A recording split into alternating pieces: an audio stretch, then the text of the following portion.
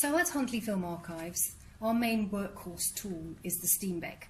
So I'm just going to show you how we lace up a film on the Steenbeck. So first of all, we obviously switch the film on and then put on the picture and the sound.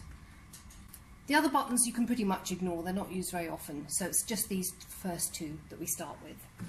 So we've already checked to make sure that our film is actually the right way round, or head out as it's often called. And in this case, our film is now ready to lace.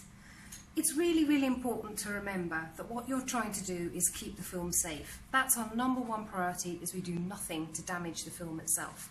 So everything you do on the Steenbeck should be double checked. And if the film is exceptionally unhappy in the machine, stop and take it out, because the last thing you want to do is damage your movie. Okay, so we've checked that it's the right way round. It's best to lace the machine up in the leader area, because if you do make any mistakes and if the film does resist, then the damage will happen to the leader and not the film itself. So carefully slot the film into the picture reader. There are pins in there. You're trying to make sure that the pins engage with the holes of your leader.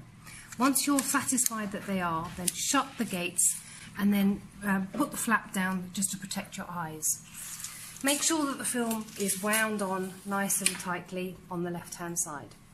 That's really all there is to it for the picture side. Now you want to do the sound. When you're trying to find the sound on a Steenbeck, look for this grey dome. It's perhaps the only part that is common amongst Steenbecks, because the layout can be entirely different, and in fact I've never seen two layouts the same. So to help you identify the sound, look for this grey tower. It houses the exciter lamp, and opposite is the reader. So we're going to take our film, keep making sure it's away from the side of the machine and not hurting it, and slot it in between the exciter lamp housing and the reader. Use the rollers to keep the film safe. Pull the film nice and tight, because you don't want the film to go wow as you run it through the machine.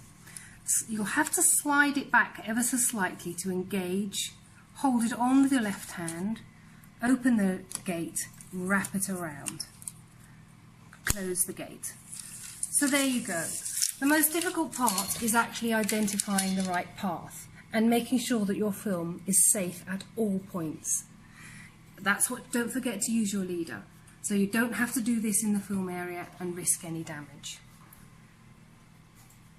Then we take a core on the other side. I've just got a 35 one here for illustration purposes. Wrap the leader around nice and tight. Don't try and do it in the middle.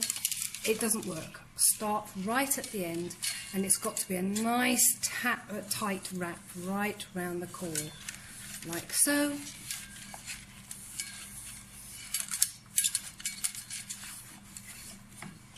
Now you're all ready to play.